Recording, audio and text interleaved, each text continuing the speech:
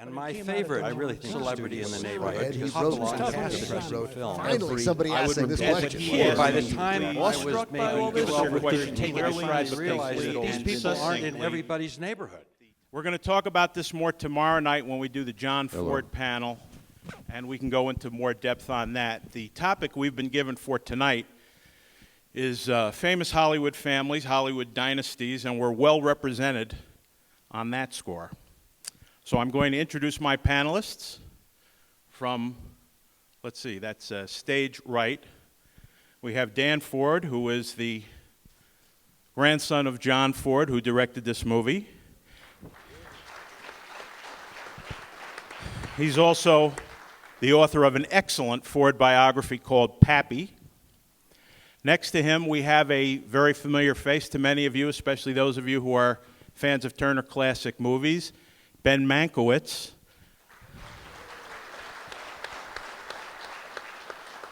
Now, he has some relatives. I've already forgot. He's got his grandfather, Herman Mankiewicz, who was one of the many New York writers who came to Hollywood at the dawn of the talkie era, wrote a lot of Paramount pictures, and eventually he worked on an obscure little quickie called Citizen Kane.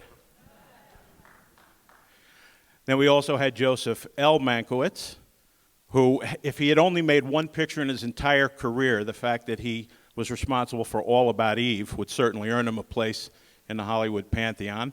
And Ben's cousin, Tom Mankiewicz, has written a couple of the Bond movies, Live and Let Die, and I Think Diamonds Are Forever. Also wrote the fantasy Lady Hawk.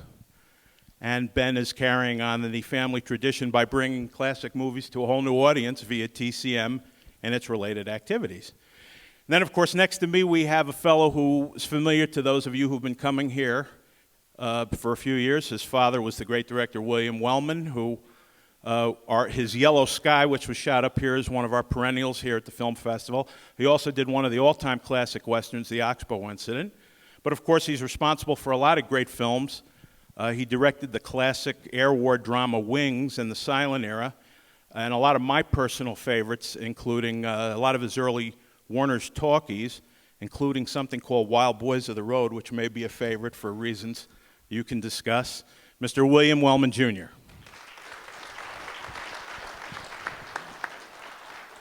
So I think to get it started, we'll just go to some reminiscences. Dan, we'll start with you and we'll work your way down this end.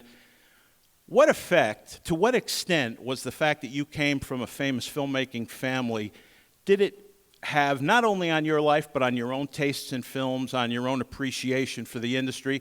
Because obviously when these things are being discussed in family circles, you're getting a side of the story that's not available to the typical watcher. So I'm wondering what John Ford's influence meant on your life and how it shaped your own instincts about film and your appreciation of it. Hesperia Christian 38, Lone Pine 14. I went to the game. What was the question? Well, how did it influence me? I thought everybody had a grandfather that, had a big yacht and a house in Bel Air and was a big shot in the movie business, What can I tell you? I thought it was an easy path to go do that and found out it wasn't. And I went a completely different path in my own career, and that's it. Here I am. Were you aware when you were growing up that your grandfather was this famous figure and that he had done all this work revered by millions, or were they just other movies to you, or did you not really care about him that much? You lived in a world that was an extension of the John Ford Stock Company, with the Carries, and the Field Photo Home was the center of so much of Ford's social life and activities. He was either there or he was on his boat or he was working. And most of the experiences that we had we weren't allowed near a set, but most of the experiences we had were with his buddies, his stock company pals, Duke, Ward Bond, so on the boat or either at the Field Photo Home. So Ben, being the junior member of the group, I'm wondering what your perspective is like growing up in an era where, the Star Wars era, the Godfather era. What did you think when you conjured up any memories, family memories of these classic films? Well, I had a different experience because I grew up in Washington, D.C. I didn't grow up in L.A. My father went in a different direction. My father was the smartest Mankiewicz there ever was, and would have been a screenwriter who would have made millions of dollars. But he didn't think that was a serious way to make a living. Neither did his father, who made his living that way. So my dad, politics was always really important to the family, and my dad went back east and eventually went to work for Bobby Kennedy, worked for John Kennedy in the Peace Corps, first Latin American director of the Peace Corps, then went to work for Bobby Kennedy in the Senate, and then was his press secretary in his run for president in 1968, was with him at the Ambassador Hotel in 1968, made the announcement. Many people know my father for making the announcement of Bobby Kennedy's assassination. And then ran George McGovern's campaign, and then was president of National Public Radio. And so my problem in life was thinking, no way am I gonna meet his standard. And then to have it sort of dawn on me, I don't really know. I knew that his father wrote Citizen Kane, whatever, right? Black and white. I dealt with my father. And then to have that sort of added on was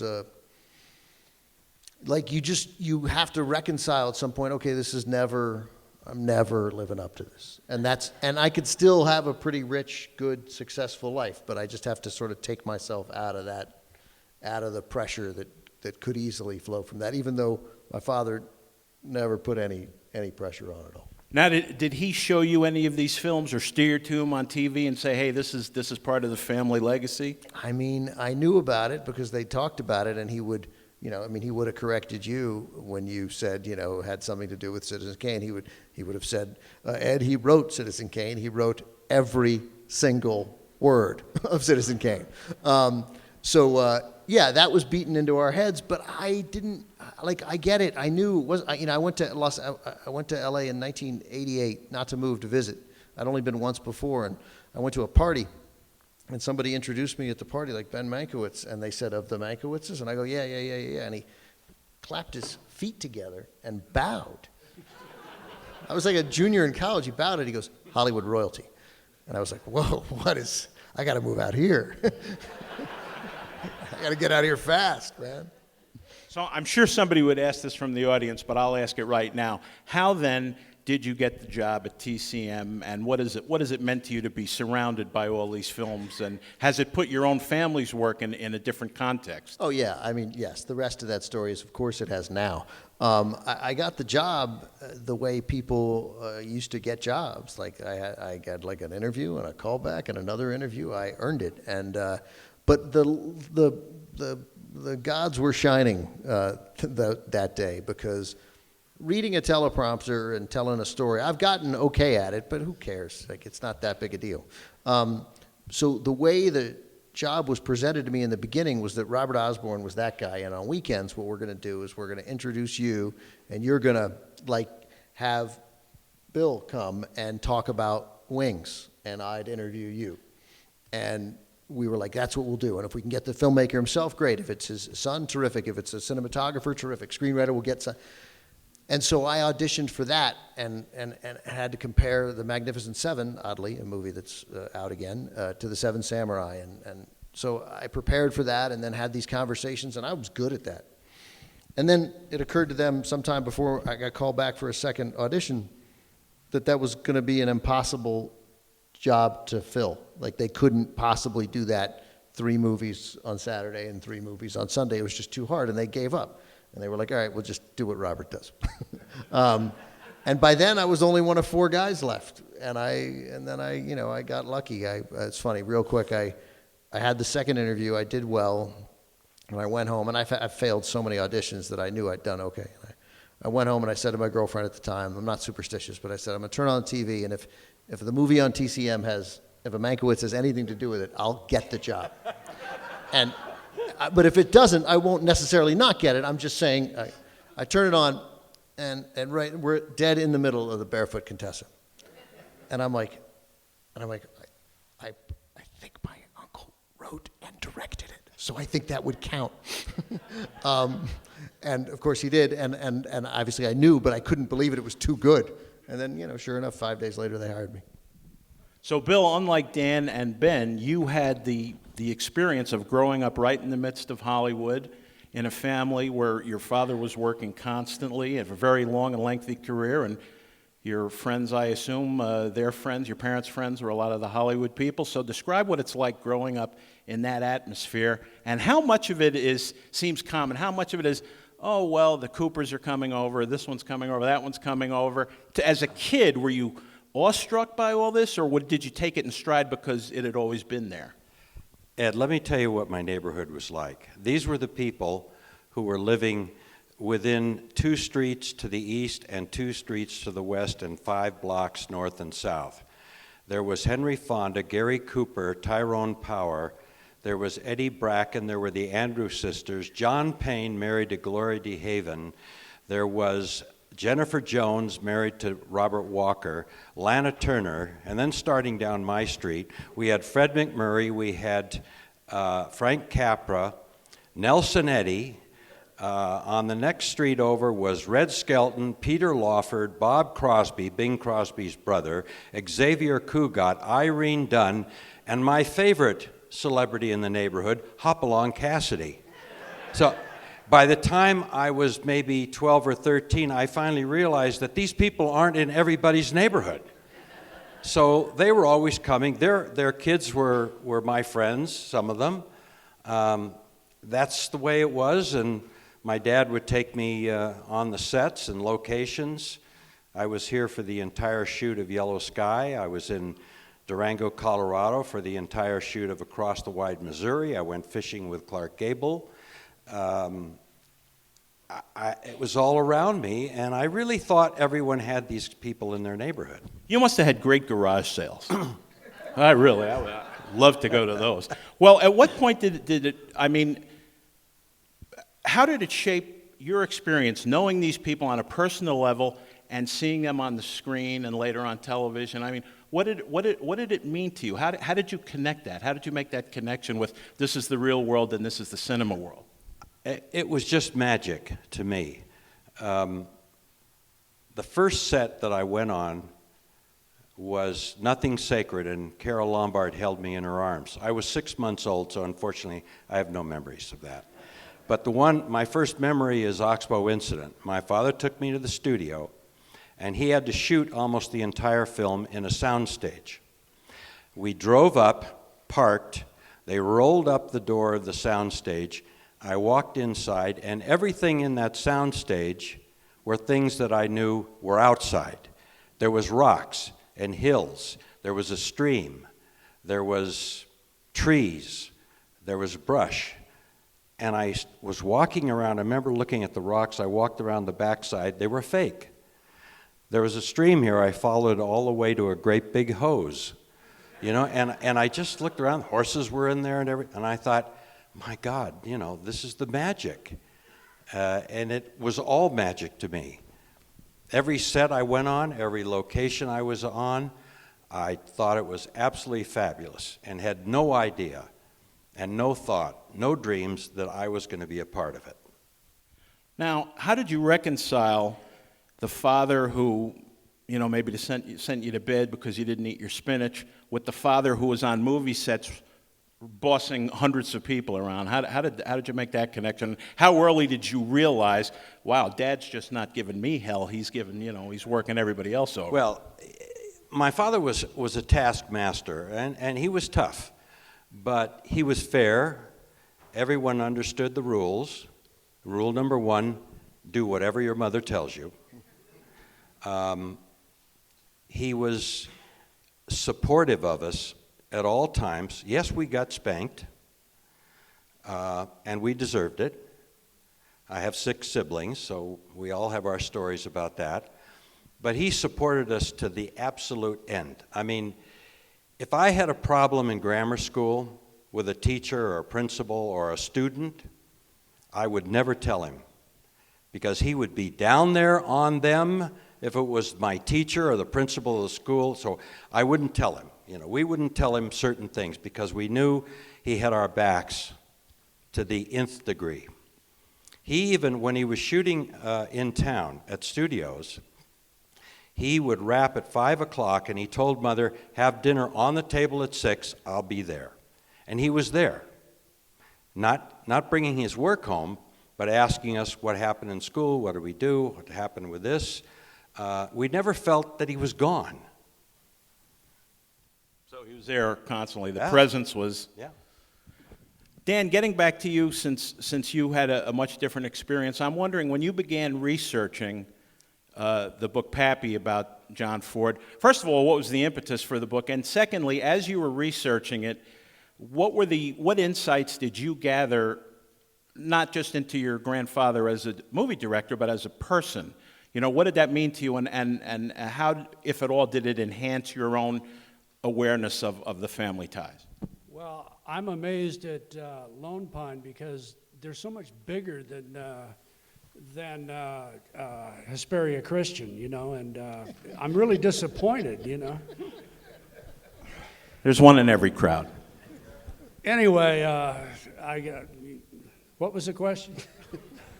No, how did it influence me? And First of all, how'd you come to write the book? I mean, was it a proposal that you offered to publishers? Did somebody come to you and say, hey, you can offer a perspective? In 1971, we made a documentary called The American West of John Ford, and it was basically a repeat of what Peter Bogdanovich had done, directed by John Ford, but it was a commercial television version.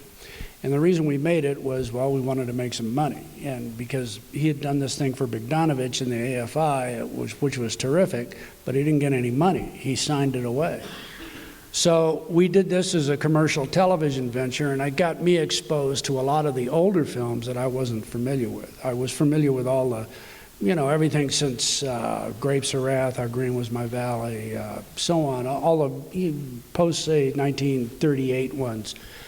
But this got me into films like this one, and of course The Iron Horse, and a lot of the other silents. And I really became a student, a serious student of my grandfather's work.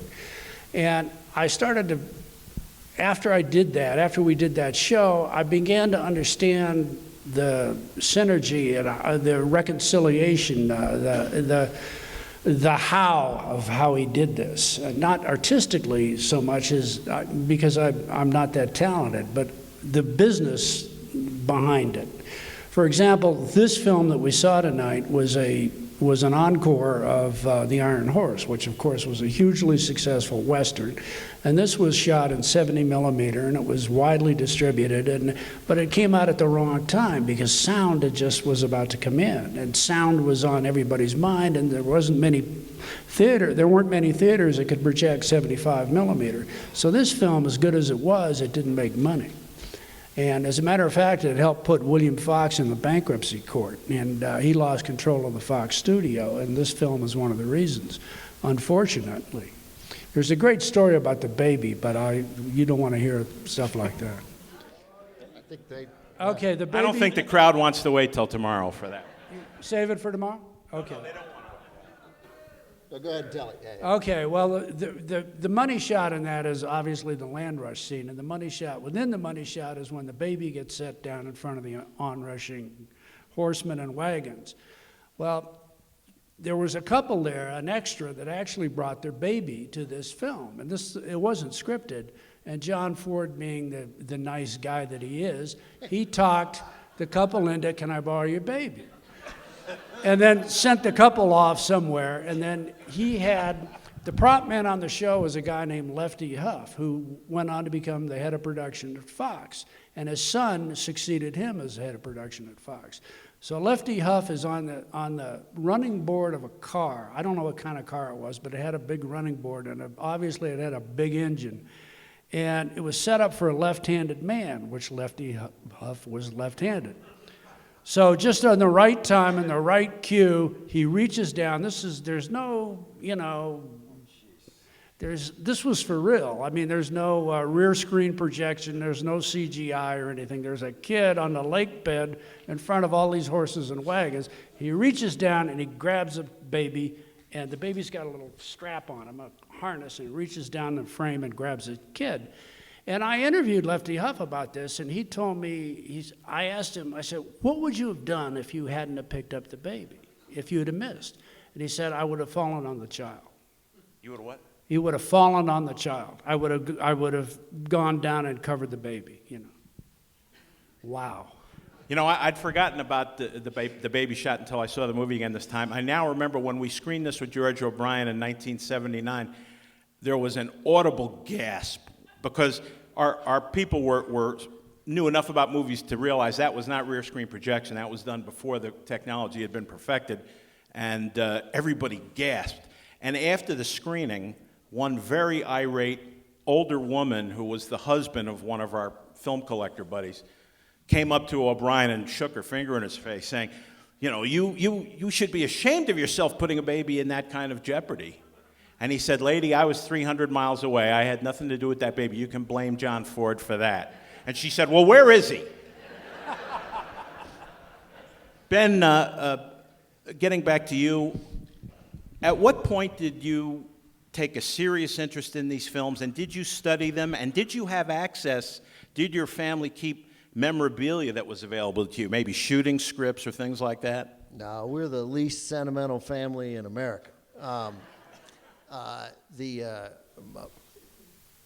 My interest, first of all, so in college, and I had a moment where, of course, I knew it was important, and I'm mothered, but I was like most 15, 16-year-old kids, and I thought, I'm not going to watch a black and white movie, and I was an idiot. I'm still an idiot. I'm just less of one. And I'm just an idiot with a child, so I'm no longer allowed to be a full-fledged idiot. My mom made me watch North by Northwest and insisted that I would like it. And the funny thing is, my memory is that I sat down and I watched this black and white movie with her. But of course, North by Northwest is not in black and white. But my mind tells me that it was. And then I went to college and I took a film. I found out junior year you could take a bunch of courses pass fail. And I was already a junior and I could take 6 courses pass fail. It was like it was the happiest day of my life. The next 2 years are going to be so easy. And I took a I had some broad name 20th century American cinema. And I took it and I wrote a paper on the Santa Fe Trail.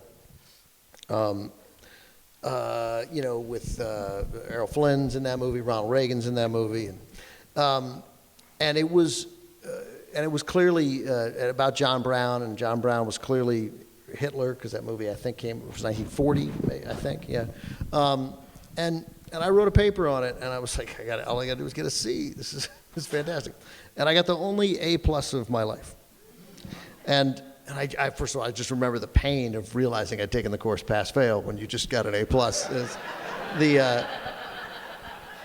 So I got a little interest then. I thought, well, maybe this is something I'd like to talk about. And specifically why TCM dovetailed so nicely is that what I like doing is putting these movies in historical context and telling the story in a way that makes it relate to people. So, but then I was a television reporter. And then all of which eventually, and I won't bore you with that story, that eventually led me to get that wonderful TCM job after not getting a job on every show on television that you've seen, didn't hire me. I got rejected again and again and again. And then I ended up getting the best thing that came along. So, and then came this enormous crash course. So I don't want to pretend like I had no interest. I had some interest, I had some knowledge, I'd read, but I had literally thousands of movies to catch up on. And I did. And I watched so many movies, and they blend together. And as Bill learned today, don't ask me a title, because I saw them back to back to back to back to back, and I'm like, I don't know. And then you start talking about it, and I'm like, oh yeah, no, I got it. And still, even today, I'll put a movie in. I think, I don't think I've seen this, and I'll be like, oh no, I saw this 5 weeks ago. So I just. And then I just see my job as sort of telling stories about these movies, and I know that my grandfather, everything I know about Herman, he'd be like, so you make your living talking about the art of other people? And I'd be like, if I were able to, I'd be like, yeah. And he'd go, and they pay you what? And I'd tell him, and he'd be like, that is fantastic. he'd be very pleased he'd be stunned that this world existed, that people come here to this festival with this kind of interest in these movies, and that you guys know and love and watch TCM, and that I can sustain hours and hours of conversation just talking about these movies. He would never. That's one reason why he wasn't sentimental. He didn't keep anything because to him, it didn't mean anything. It meant nothing. He sort of constantly felt shame that he wasn't back in New York, writing for the theater, or at least reviewing for the theater. He thought that was more substantive than writing these movies. He was wrong, but that's what he thought.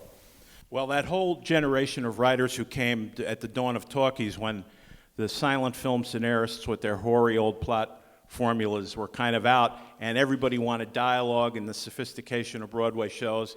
And I should know this by heart. I can't remember if it was Herman or if it was Ben Hecht. It was Herman. It was Herman. It was Herman to Ben Hecht. Okay, so he cabled him, millions to be made out here, and your only competition is idiots. Yeah. So that encouraged a lot of these Let me New just York- give him the whole line because it's good. He cabled him, said, "Look, you can make 300 a week, but that's nothing." And then it goes on. Forget that. There's millions to be made out here. Your only competition is idiots. Don't let this get around. you got to remember the last line. It's too good. Yeah. So, Bill, when you growing up and being immersed in this whole thing, when did you decide? Was there a pivotal moment? Was it a moment on the set with your father, or was kind of a gradual thing that convinced you, I want to be a part of this. I want to be a part of this industry and part of this art form? Was there a specific thing, or did it kind of creep up on you? It was a phone call. From? My father. I was back after my freshman year from Duke University taking business administration, and I get a phone call. My father's at Warner Brothers preparing a film, and he says, "Bill, what are you doing now?" I said, "I'm just hanging out this summer." He said, "Well, the head of publicity and head of casting have this idea that maybe you should play me in this movie."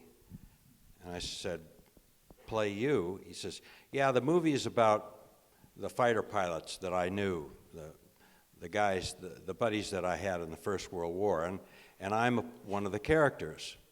And you're about the same age that I was when I went to France in the First World War, and they think it might be a good idea for you to come and play me. Do you want to do it?" And I said, "Yeah." So he says, "You're going to have to test for it." I said, "Okay."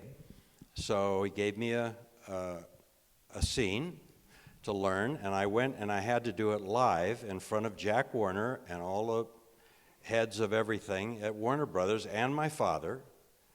And the way they had a huge table, Jack Warner and his entourage sitting behind this table, and all of the prospective actors were sitting out there in like school chairs. And that we were called up like one at a time, and we would perform right there. And no actor wants to have to do an audition with other actors sitting there watching. So I tested with Tab Hunter. My father originally wanted James Dean for the lead, and then he was killed. Then he wanted Paul Newman, and Paul Newman and Jack Warner were fighting. Newman was mad at the projects they were giving him, and Warner said, "You can't use Paul Newman," to my father. He says, "I'm going to put him on suspension. But I think you should use Tab Hunter. He's my blonde superstar." And Tab Hunter in the 50s was kind of the Tom Cruise of the 50s. So I tested, and fortunately for me, Tab Hunter's the kind of a person that when he's nervous, it shows. And my nervousness didn't show, although I had volcanic eruptions going on inside me. So, I finished, I went home. And my father came home and he says, "All right, you got the job. Everyone passed on you, even Jack Warner." He says, "But there's going to be no favoritism. Learn your lines, do your job, no messing around." I said, "Okay." That was nothing new. I'd heard that from him about 100 things. So it was about the second day on location. They started filming on location first. And about the second or third day, I went to my father and I said, Dad, I love this. This is what I want to do. Now, I was supposed to go back to college second semester, and my mother wanted me to go back to college, and so did my father.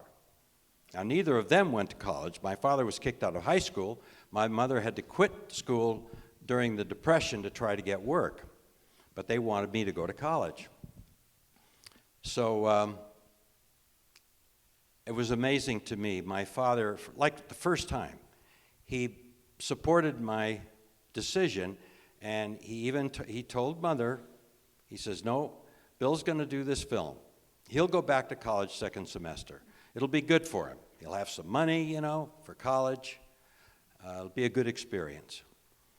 So there I am. I'm an actor. I never went back to college. My father seemed to be happy about it. And many years later, when he started writing his memoirs, he wrote in an unpublished book, I can't believe my son became an actor. I can't believe it. And at first I was shocked when I read that, but then I thought, you know, it was kind of neat because as fathers, we always try to move our kids, you know, in the right direction if we can. Even though he didn't want me to be an actor, he realized that it was important to me, and he stood behind me. At what point did you decide that you wanted to get involved in the production end of things as opposed to just acting? Every actor, you know, you're not getting the roles you want.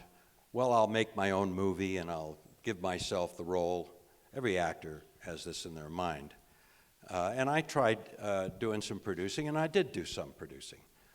But I really didn't like it. I kind of like the idea, the actor's sort of an independent person. He kind of does his own thing. He's not really beholden to anybody. In production, and I worked on several films as a producer, and you know, you're beholden to a lot of people. And I didn't really like that. Your dad's, one of his great pictures, of course, we've already talked about the Oxbow incident, and one of the three men, for those of you who've seen the picture, who's about to be hanged is an old fellow named Francis Ford. And Francis Ford, by that time, was a character actor working not only in John Ford films, but the films of other directors.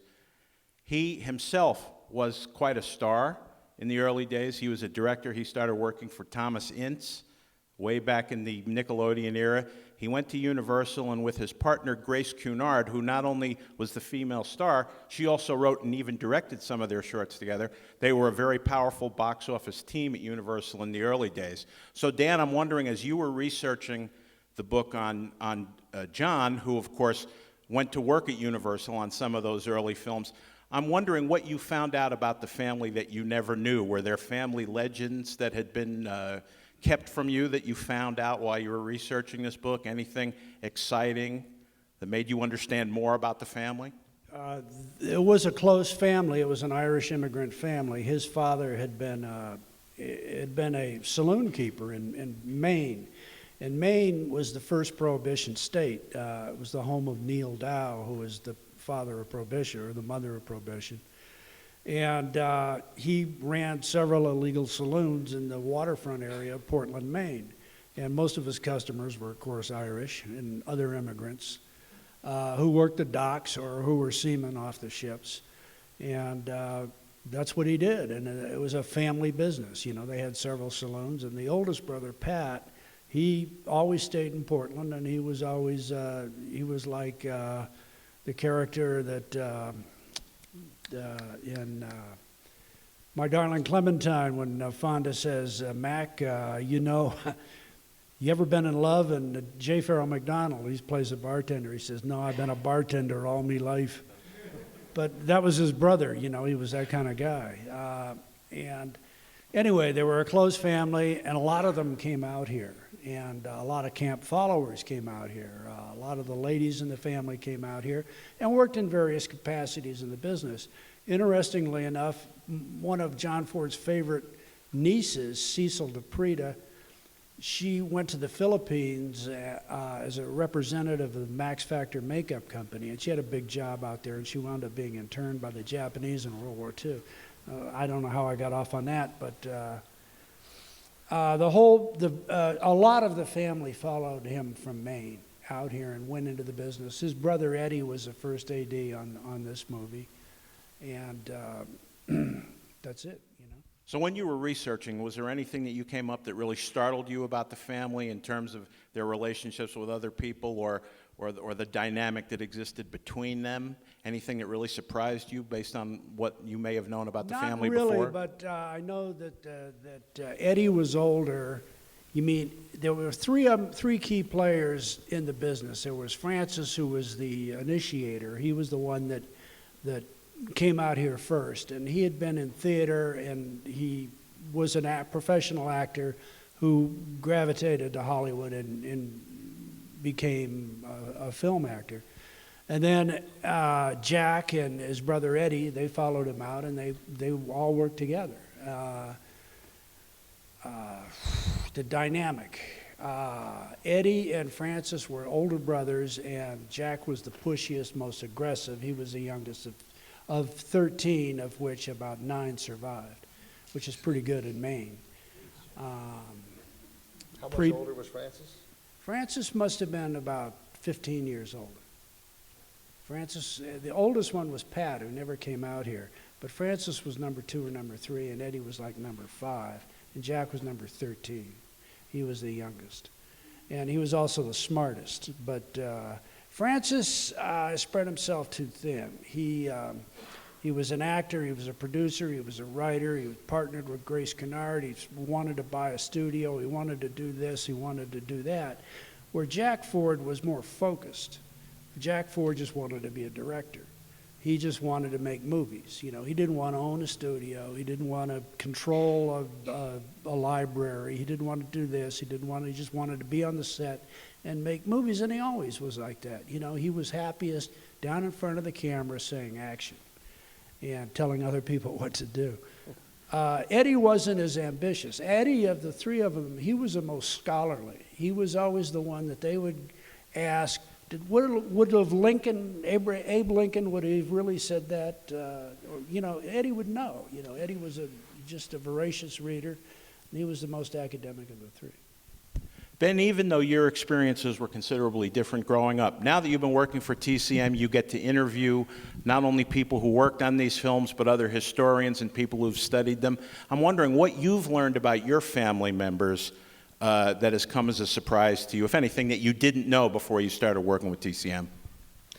Well, I learned a lot. Among them, of course, one of my favorite stories, which involves Dan's grandfather, where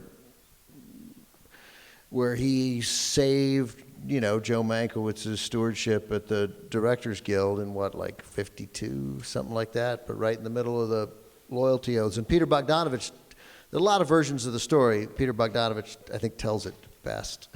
and I'd be interested to get Dan's reaction, because there's a way to tell this story, and there's a way not to tell this story. But the short thing is that Cecil B. DeMille was pushing loyalty oaths for the Directors Guild, and Joe was running the Directors Guild and didn't want to do it. And the story is worth reading. The Directors Guild has a great piece on it, which everyone should read, but it's 20 pages. But the bottom line is nearly every major director in Hollywood was on one side or another. Many were cars and motorcycles driving at 2 and 3 o'clock in the morning to try and sway people from one side to the other. And they have this late meeting where DeMille is making his case. DeMille overplays his hand massively and refers to some of the directors like Fred Zinnemann and William Wyler, and he refers to them with an accent emphasizing their immigrant Jewish statuses. Fred Zinnemann, William Wyler. But it could go either way, and Joe could be thrown out, and DeMille could win the battle.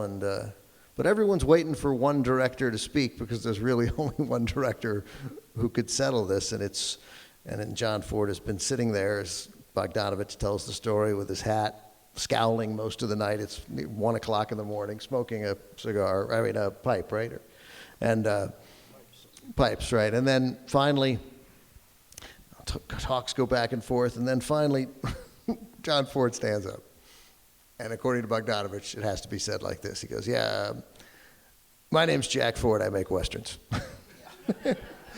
The story's so much better if he says Jack Ford. I don't know why, but it's way better if it's Jack Ford. I'm Jack Ford, I make Westerns, and essentially he says, CB, nobody knows better what America wants than you, but I don't like what you've been saying tonight. Let's all just give a vote of confidence to Joe Mankiewicz, go home, get back here at 8 o'clock in the morning, start making some pictures. And that was the end of that. And that ended it. Like he hadn't said anything, he hadn't weighed in on one side or another, but that settled it. And then ironically, about 8 months later, Joe Mankiewicz agreed to loyalty oaths. But without pressure, like of his own free will and volition, and without a sense that directors were being pressured into it. So, a really significant moment, and that's like almost the only story, the only John Ford story that my family has, but it's a good one. Andy. Yeah. Bill, I don't want to let the evening go by without, since I made an allusion to one of your dad's early talkies for Warner's, which, by the way, of all the famous, there are a lot of famous William Wellman films. There's Nothing Sacred, and there's Oxbow, and there's a million of them. Wings. I personally really love, and they play on TCM often. He made a lot of gritty Warner's pictures in the early 30s, beginning with Public Enemy, but a lot of them were social consciousness pictures. Warner was great at that. And he directed Richard Barthelmess in a great silent star in Heroes for Sale. But I alluded to a picture called Wild Boys of the Road, so maybe you can explain to the audience why that one is particularly important to the family. Well, my father had met my mother. Now, this was about to be his 5th marriage. See, my father would marry anyone who would date him twice. And he felt that the way this works is when everything is going good, when it's hot, that's when you get married, and you worry about learning about each other sometime later on. And it never worked out, and he took credit for messing up these marriages until he met my mother. Now, the trade papers had a field day when they heard that my father was going to marry my mother. Because here's Wild Bill, his 5th marriage. Of course, at that time, they thought it was 4. We found out one later on. And 37-year-old Wild Bill is marrying an 18-year-old Busby Berkeley chorus girl. Now, how long is this going to last, right? It lasted for 42 years for the rest of my father's life. And they were a completely devoted couple. And my father worked in many of the great musicals in the golden age of Hollywood. All the great dancing musicals, Gold Diggers of 33, Show of Shows, Kiki, all these wonderful films. And she was prominent in them and loved to dance. When she married my father, now they were secretly married at this time, my father talked her into being the female lead in Wild Boys of the Road. It's about, it's a Depression-era film, the youth leaving home, taking trains to other cities, trying to find work. And I think he dressed my mother in Louise Brooks' wardrobe from Beggars of Life, which was a train picture of a kind of a Depression-era sort of film. And my mother did the role, and Warner's wanted to put her under contract, and my father didn't want her to do any more acting, and my mother didn't care about it. She wanted to have a family, and that's what my father wanted, so they spurned the Warner Brothers offer. And her name, by the way, her screen name was Dorothy Coonan. And not to underestimate, I mean, it can't be underestimated how good she is in this picture because she's surrounded by a bunch of other boys. She's dressed, as Bill just referred to, she's wearing slacks and an oversize. She's trying to pass for a boy. She's got her hair tucked under a cap. Same outfit that Louise Brooks wore in the silent Beggars of Life. And it was a terrific performance. And this is an actress making a performance. No glamour, no great lighting. She's not getting the makeup or the costumes. But the depth of emotion that she shows in that one performance really makes me believe that she'd done a lot more dramatic roles. And Dad gave her a little dance number. She got a little dance number in it. But the picture, well, it was an important picture for my father because he was ready to leave Warner Brothers. He was happy with a lot of the films that they gave him, but he was still a term contract director, meaning whatever script they gave him, he had to make it. Fortunately, he brought Public Enemy to the table, but that was really the only one of, between 1930 and 1934, he made 22 films. Between what years? 1930 and 1934, 18 under the Warner Brothers contract, and he was getting too many. My father loved to make different kinds of films. He wanted to make every kind of film. And all of a sudden, the woman in trouble theme sort of took over. And they were giving my father one script after another about, you know, floozies and madams and prostitutes and one after another. And he started squawking. Yeah. And he started squawking to the head office, and so they loaned him out. They loaned him to MGM to do a picture called Midnight Mary. What do you think that is? With Loretta Young, and Loretta Young was giving Warner's trouble, so they had loaned her out too. So the two of them made this picture, and it ended up being one of my father's favorite films. But when he came back from that, he decided that he was no longer going to be a term contract director, and he was going to go out on his own. So when he got Wild Boys of the Road, he thought, well, I better wait a minute, because he really liked this. And he decided that he was going to make all the decisions. He wasn't going to listen to Jack Warner or Daryl Zanuck or anybody. This was going to have his fingerprints on. And casting my mother was outlandish, you know. They had some other people. The studio wanted some other female stars, but he wouldn't have it. And he shot the picture. They kind of screwed him at the end. They made him shoot a second ending. And the studio took the other ending that my father didn't want. But I really think the studio was right, because it's a kind of a depressing film, and there's a little bit of an uptick at the end where where my father wanted the kids to be incarcerated, if any of you have seen the picture. So I think the studio did the right thing. But my father then left and went out on his own and was able to pick and choose. And it definitely is worth seeing, by the way, if you get a chance. Wild Boys of the Road, Midnight Mary, which not only plays TCM regularly, but it's one of the Forbidden Hollywood DVD box sets. So we want to give you plenty of opportunity to ask your questions. I'm sure you have them. Larry Maurice has got a mic. I would repeat what he asked, that you please give us your question clearly, distinctly, and succinctly, and we'll do our best to answer it. You can ask any of the panelists, and we'll start here in the front row. I'll call on you. Yes? I would talk to Mr. Matuzak here.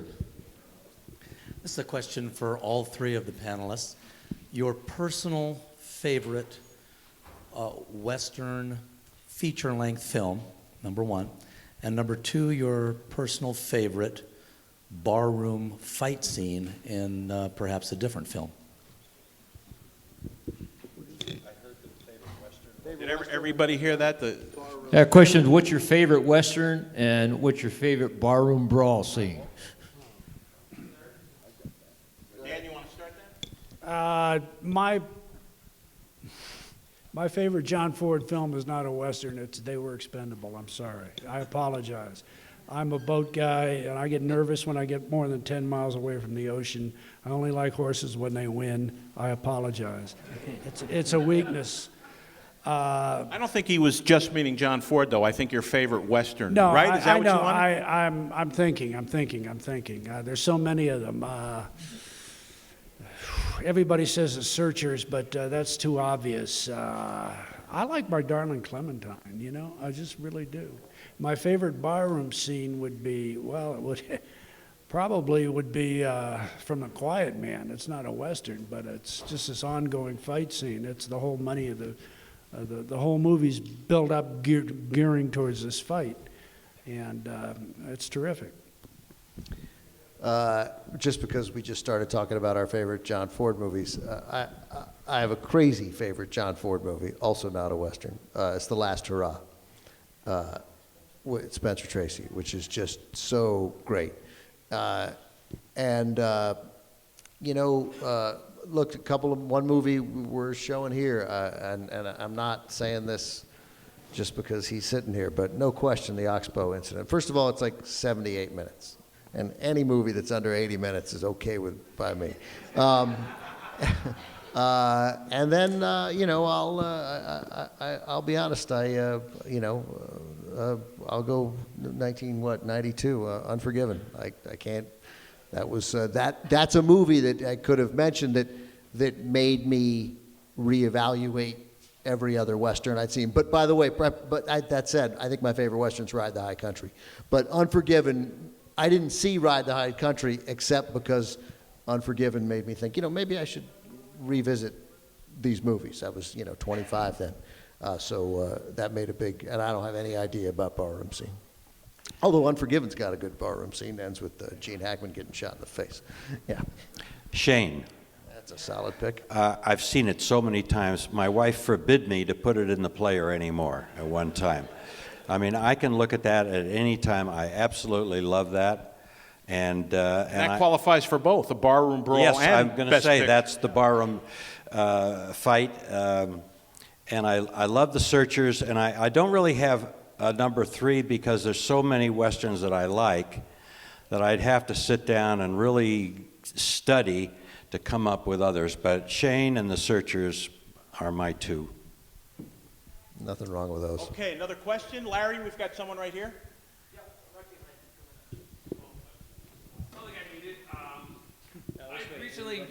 Okay, I thought I was loud enough, but all right.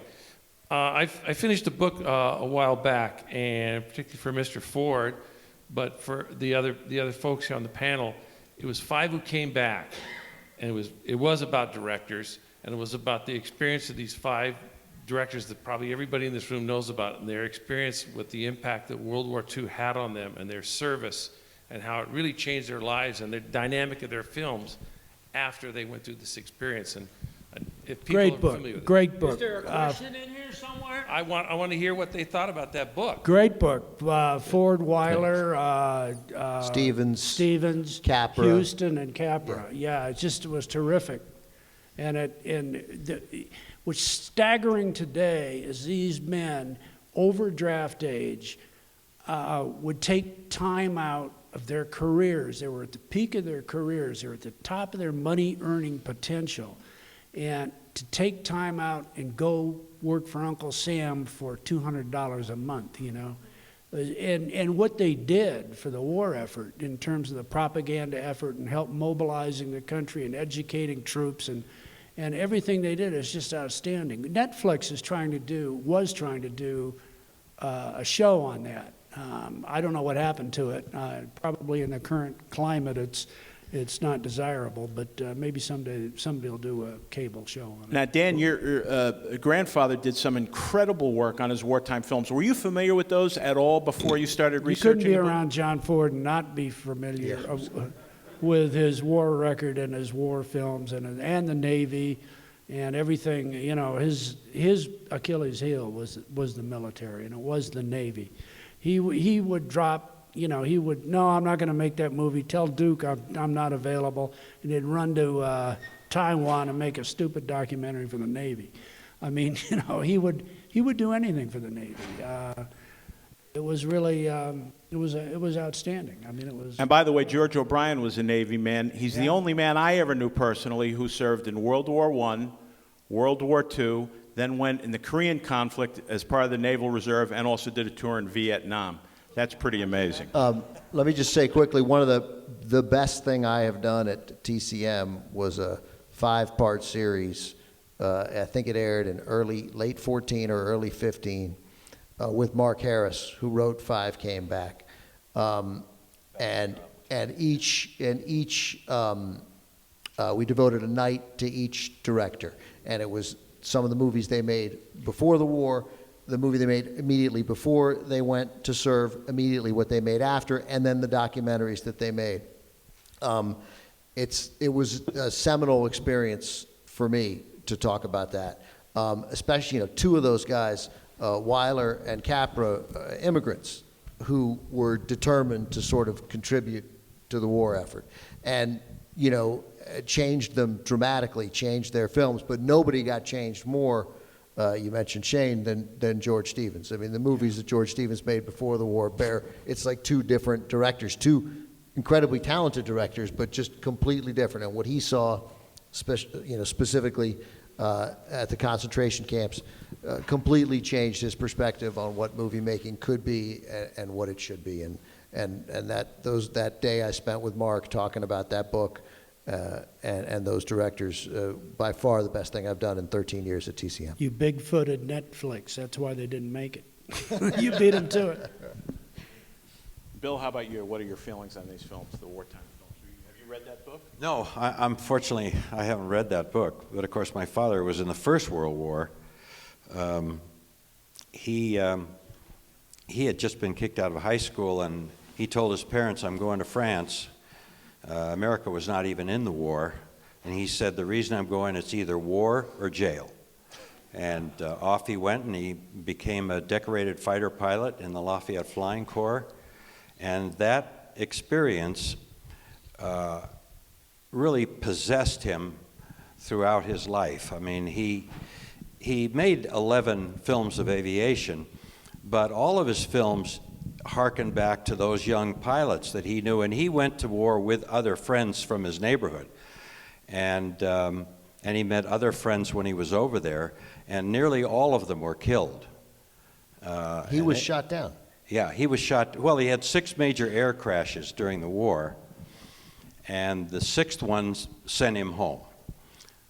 He was shot down, and his back was broken in 2 places. They put a silver plate in his head, which strangely enough, he would have these headaches, and he went into the hospital many years later, and it had dissolved, the plate. So, he had lots of problems from the war but he never forgot those young adventurers, those pilots, and also the French pilots that he flew with. More questions? There we go. I'm coming. Yeah, much younger. You're lucky you haven't read it because you'll love it. It's like it's really good. 5 came back. Pardon? Okay.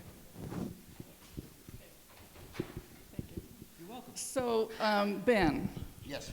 the silly little anecdotal lies that you sometimes tell and then take back, The anecdotal lies that who tells? And that takes? you do, the little sort of false stories that didn't happen, and then you take it back. Do you think that stuff up yourself Yes. ahead of time? Believe me, I'm the only person who writes something and then has to say, okay, that obviously didn't happen. Yeah. Yeah. So do you plan it, or is it just getting happy on the set? No, I plan it. I get the scripts about anywhere from 3 to 6 weeks before we shoot. No, really 1 to 6 weeks before we shoot, and then I fix them, every single one of them. I go through it, I change it. Some of them I change 100%, some of them I change 40%, but I put myself into it. That's the part of the job I like least, because it takes a really long time, and sometimes it's just it feels really mechanical, that work, and it doesn't feel terribly creative sometimes. But then, every 3rd or 4th script, I'll think of some idea that'll strike me as so unbelievably funny when I'm writing it, and then I'll do it. And the problem is, I'll do it in the most sterile environment ever. Here it's wonderful. I love talking to live audiences because they'll either laugh or won't. But I'll get an idea of whether it works. But then you do it in this sterile studio, and you got a crew there. There's 10 people there, but they can't make a sound. So I just look for some reaction. Did the grip guy lower his head because he's laughing? Or is he dozed off, right? And then I'll see it on the air, and then like 6 weeks later, I'll wait on Twitter, and I'll see somebody say, "Hey, that was funny," and I'll be like, "Yes, fantastic." So anyway, thank you. We got time for 2 more questions. And more. I want to, Ed will remind you also, but we're probably going to continue this discussion tomorrow night also with a few of our same panelists and talking a lot more about John Ford. And what are we doing tomorrow night? 3 Godfathers Yeah, exactly. with John Wayne. Right, so going to be great. And the Oxbow incident before. Yeah. And the Oxbow incident before that. Question? The phenomenal 78-minute Oxbow incident. Any more questions? I have a question, if I'm permitted. We have somebody down For here. Ben, Go ahead, yeah, ask as your I'm question. moving there. Ben, when you review a movie, how do you do it? Do you have your own criteria that you go in and say, do you have do you use a number scale? Do you use Yeah. seat belts? Or, I mean, what's your you look at a movie and you say, Do I use seat belts? oh, I used to do, yeah. Does it take 2 or 3 or 4 seat belts to hold you in the seat to watch this thing? No, I review movies for a show called What the Flick on the TYT network, and but you know I took over for Roger Ebert, which is not an easy job, so I did that for a year, and I was more serious about the criteria then. Now I sort of feel like I'm with these really smart critics, and I sort of see myself as more of an everyman. So the criteria is different if it's if it, I don't like horror movies terribly, but so I can't then give a bad review to every horror movie. So you have to, you have to understand that that's the genre you're talking about, and you put yourself, you rate the movie. But I know I'm coming at that from a weak point, so I'm probably a little fairer. Like I bend over backwards to make sure, because I don't have any interest in criticizing somebody else's art. So I try to find something nice to say. That probably makes me a worthless critic. But I see myself as leading a conversation about the movies, less so than, but then I end up giving it a number. I feel much more comfortable hammering a director who doesn't need me, like Michael Bay.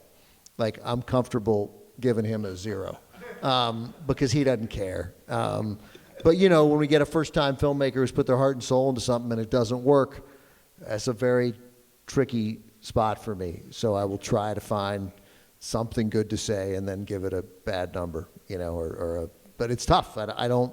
I love talking about movies, but that is a balance that I'm still not fully comfortable with. Final question. But by the way, watch What the Flick on the TYT network online. I don't know how many of you guys are online regularly, but it's a fun show. One more question. Who had one over here? Oh, yeah, that's okay. Oh, he's coming back. Okay, it was a John Ford question, so I'm glad it's Ask there. it slowly till he gets up here. I'll take it real slow. John Ford was both infamous and famous for putting actors in the doghouse. Some of them are very famous, but did that carry over to the family life? Were there certain relatives that got in the doghouse? Finally, somebody asking this question.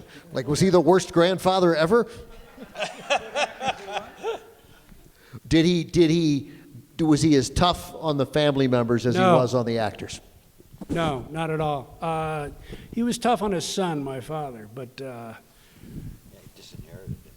yeah, they had a kind of a tortured relationship. But the rest of the family, he was particularly the extended family, he was very gracious to, and he was a pretty good family man. Okay, well, with that, we'll wrap it up. I'll remind you that Dan Ford, Ben Mankiewicz, and William Wellman Jr. will be back tomorrow night after 3 Godfathers to discuss John Ford's career in more detail. I want to thank you all very much for coming out and hope you enjoy the rest of the festival. Thanks a lot. Appearing nightly